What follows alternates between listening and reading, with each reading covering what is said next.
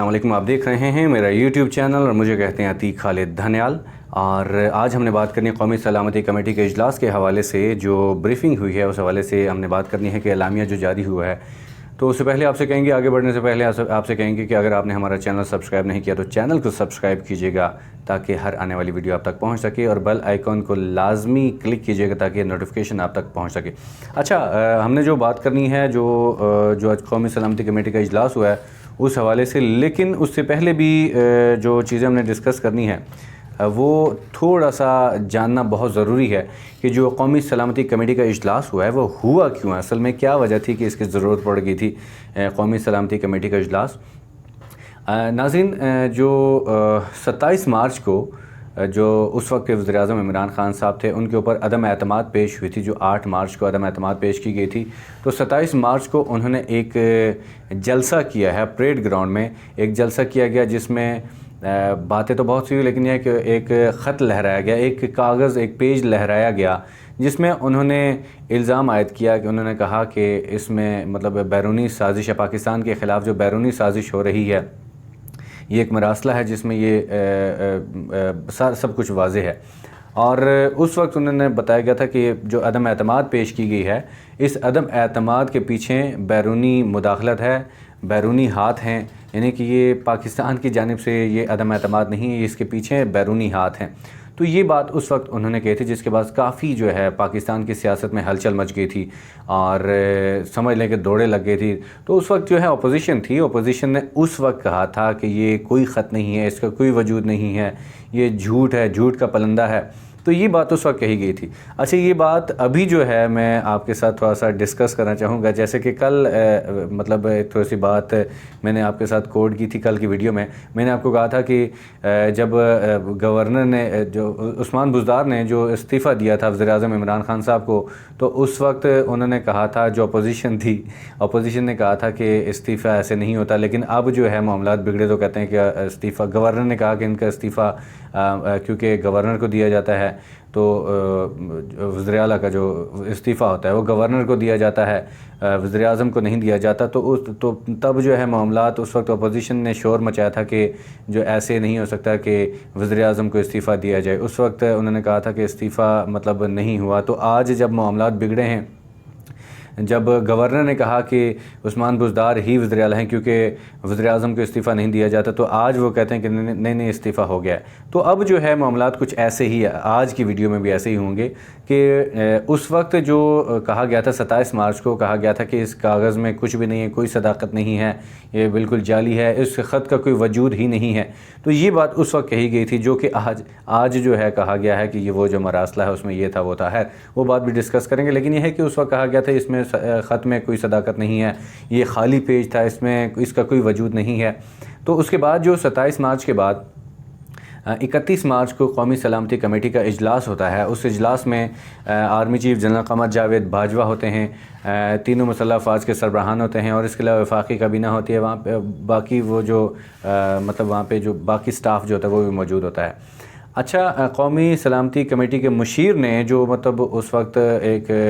बताया गया था वो चीज़ थोड़ा सा मैं आपके साथ डिस्कस करना चाहूँगा। ये बात मैं इसलिए डिस्कस कर रहा हूँ क्योंकि ये बहुत ज़रूरी है, ये पता होना बहुत ज़रूरी है ताकि ये चीज़ समझ आए और आज ये पता चल सके मतलब कि आज की जो वीडियो है, आज के कौमी सलामती कमेटी का इजलास हुआ है उसमें और इसमें क्या फ़र्क है। तो कौमी सलामती कमेटी के मुशीर जो थे, उन्होंने कमेटी को अमेरिका में मौजूद सफ़ीर जो थे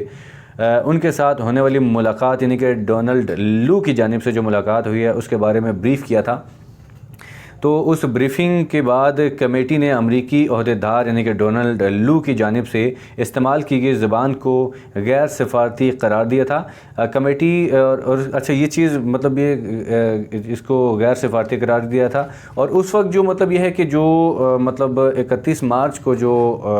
कमेटी का इजलास हुआ था उसमें जो पॉइंट यानी कि जो एलामिया जारी किया गया था उसमें एक चीज़ तो ये भी थी कि मतलब जो गैर मुल्की सफ़ी जो वहाँ पे ओहदेदार था डोनाल्ड लू, उसकी जानिब से जो ज़ुबान थी उसको गैर सफारती करार दिया गया था। तो ये एक चीज़ ये थी। उसके अलावा जो कहा गया था एलामिया में कि पाकिस्तान के अंदरूनी मामलात में बैरूनी मुदाखलत को नाकाबिल बर्दाश्त करार दिया गया था। एलामिया में पाकिस्तान के अंदरूनी मामलात में बैरूनी मुदाखलत, यानी कि बैरूनी मीन्स के अमेरिका की जो मुदाखलत थी उसको नाकाबिल बर्दाश्त करार दिया गया था। ये आर्मी चीफ जनरल क़मर जावेद बाजवा भी मौजूद थे, इसके अलावा मुसल्लह फ़ौज के सरबराहान भी मौजूद थे, उसके अलावा वज़ीर-ए-आज़म जो इमरान खान साहब थे वो भी मौजूद थे, वफाकी काबीना भी, और उसके अलावा मौजूद स्टाफ सारा भी था। उस स्टाफ के होते हुए ये सारा जो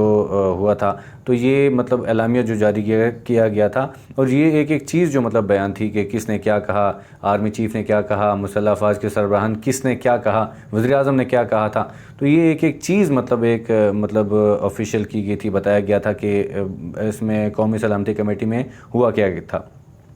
ये जो थी एलामिया में दो चीज़ें हैं, और तीसरी चीज़ ये थी कि पाकिस्तान की जानिब से सिफारती सतह पर इस मामले पर एहतजाज किया जाएगा।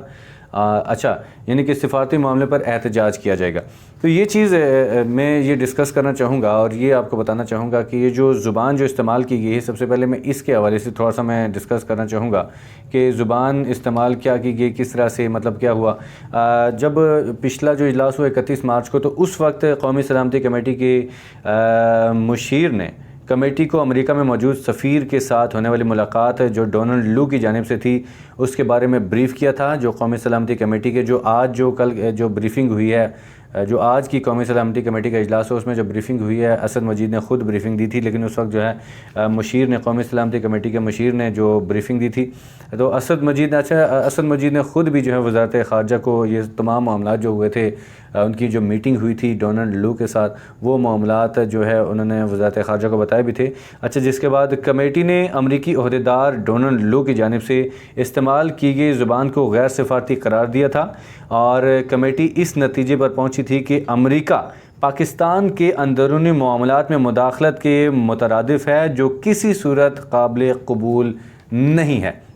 और उसके अलावा कमेटी ने यह भी फ़ैसला किया था कि पाकिस्तान सिफारती उसूलों को मद्देनज़र रखते हुए अमेरिका को इस्लामाबाद में और वाशिंगटन में मुनासिब चैनल के ज़रिए एहतजाजी मुरासला जारी करेगा। ये जो एलामिया जारी किया गया था, तो ये उस वक्त का एलामिया था। और अच्छा, ये चीज़ मैं थोड़ी सी ये भी आपके साथ डिस्कस करना चाहूँगा, और ये चीज़ आपको बताना चाहता हूँ कि उस एलामिया में, यानी कि जो गुफ्तगू हुई थी, जो मीटिंग हुई थी, उसमें मीटिंग में क्या था, वज़ीर-ए-आज़म इमरान खान ने जो रूस का दौरा किया था, उसमें डोनाल्ड लू ने यह कहा था कि ये उनका अपना फ़ैसला था, वज़ीर-ए-आज़म इमरान खान साहब का अपना फ़ैसला था, यानी कि उनके साथ इदारे नहीं हैं, जो इदारे जो पाकिस्तान के इदारे हैं वो उनके साथ नहीं हैं, ये वज़ीर-ए-आज़म इमरान खान साहब का ये अपना ज़ाती फ़ैसला था। अच्छा, तरीक़े अदम अतमाद के बारे में भी कहा गया कि अगर यानी कि जो ज़ुबान ये मीटिंग के दौरान हुई है, जो असद मजीद साहब थे उनके साथ जो मीटिंग हुई है, उन्होंने मतलब ये सारी चीज़ें बयान कर दी थी। तो तरीक़े अदम एतमाद के बारे में भी कहा गया था कि अगर इमरान खान हुकूमत में रहते हैं तो हमारा मूड पाकिस्तान के साथ कुछ और होगा, और अगर इमरान खान साहब जाते हैं तरीक़े अदम एतमाद के ज़रिए तो हमारा मूड पाकिस्तान के साथ कुछ और होगा। तो ये बात मतलब ये है कि मरासले में कहा गया था, जो कि आज जो है जो कौमी सलामती कमेटी का इजलास हुआ है उसमें जो असद मजीद हैं, और ख़ास बात यह है कि पिछले कौमी सलामती कमेटी का इजलास जो 31 मार्च को हुआ था, अच्छा 31 मार्च के जो इजलास हुआ था उसके बाद जो DG ISPR ने भी ब्रीफिंग दी थी,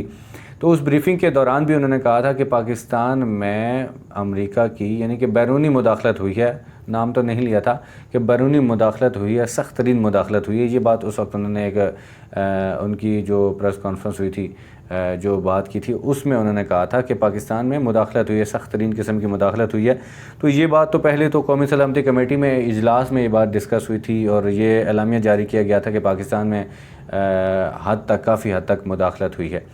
तो उसके बाद जो आज की जो बात है, आज जो असद मजीद ने मतलब जो ब्रीफिंग दी है कौमी सलामती कमेटी के इजलास में, आज जो इजलास हुआ है, वज़ीर-ए-आज़म शहबाज शरीफ की ज़र-ए-सदारत इजलास हुआ है, और उस इजलास में जो कौन कौन से लोग मौजूद थे, एहसन इकबाल साहब थे, और इसके अलावा ख्वाजा आसिफ थे, राना सनाउल्लाह थे, हिना रब्बानी थी, मरियम औरंगज़ेब थी, और chairman joint chiefs of staff committee general Nadeem Raza थे, chief of naval staff chief of army staff, chief of air staff, यानी कि ये सारे मौजूद थे। और अमेरिका में जो उस वक्त सफ़ीर थे असद मजीद, वो भी मौजूद थे। ख़ास बात ये थी कि पिछली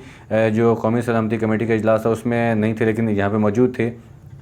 तो इस कमेटी में असद मजीद ने ये जो जितनी भी मामला थे वो ख़ुद ही ब्रीफिंग की और ब्रीफ़ करके सारा कुछ मामला के हवाले से ये चीज़ बताई। और इस कमेटी में पिछली जो कमेटी का इजलास हुआ था वो सारे जो एलामिया था वो भी पेश किया गया, वो भी उसको भी रिव्यू किया गया, वो भी देखा गया। तो फिर ये चीज़ें सारी देखते हुए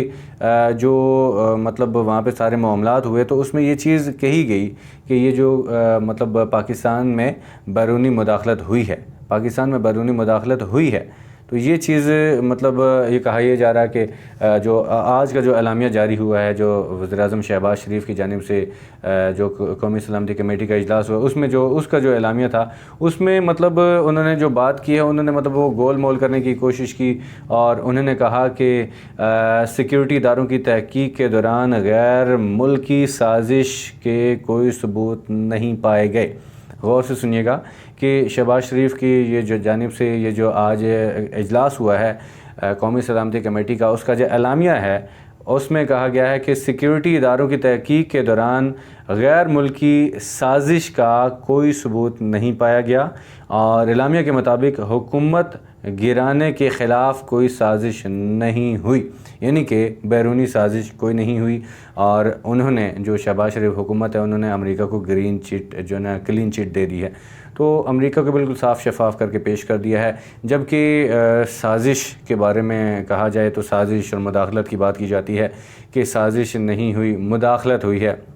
तो मुदाखलत जो है देखा जाए तो उससे एक स्टेप आगे है। मुदाखलत क्या होती है, वो सख्त तरीन जो होता है, मतलब सख्त होता है। साजिश तो ये होता है कि फॉर एग्ज़ाम्पल मैं किसी के ख़िलाफ़ साजिश करता हूँ तो मैं छुप के घर में बैठा हूँ और घर में बैठ के कोई साजिश कर रहा हूँ और किसी के हवाले से कोई बात कर रहा हूँ, ये साजिश होती है। लेकिन एक मुदाखलत जो होती है वो खुलेआम होती है। मैं किसी के घर चला जाता हूँ, उसको कहता हूँ कि वहाँ से कोई तोड़ फोड़ कर देता हूँ, ये उठाओ जी, वो उठाओ जी, ये यहाँ पे रखो, वो यहाँ पे रखो, ये चीज़ें मतलब ये मुदाखलत होती है। वो बंदा ही कहेगा आप कौन होते हो जी हमारे घर में मुदाखलत करने वाले, ये हमारा घर है, हम कुछ सब कुछ जो देखते हैं हम खुद देखेंगे। तो साजिश मुदाखलत जो होती है वो उसके ऊपर पहुँच के और उसको ज़बरदस्ती उसको ये काम करवाना होता है, ये मुदाखलत होती है। साजिश तो ये होती है कि वो मतलब ये कि अंदर छुप छुप के कोई बात कर रहा हो और साजिशें कर रहा हो, कोई बातें कर रहा हो कि ये करेंगे वो करेंगे, इस तरह करना होती है। तो मतलब थ्रू मतलब बातों के ज़रिए होता है। लेकिन मुदाखलत जो होती है वो डायरेक्टली मतलब उस जगह पे पहुंच जाना होता है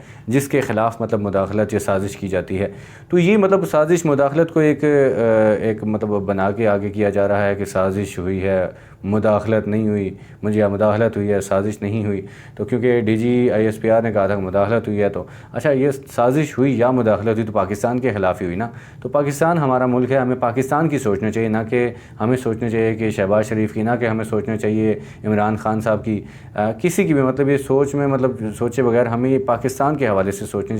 चाहिए कि साजिश हुई या मुदाखलत जो भी हुई पाकिस्तान के ख़िलाफ़ हुई। तो ये था आज के एलामिया। यानी कि एलामिया में आज ये कहा गया कि कोई मतलब सबूत नहीं है जी पाकिस्तान के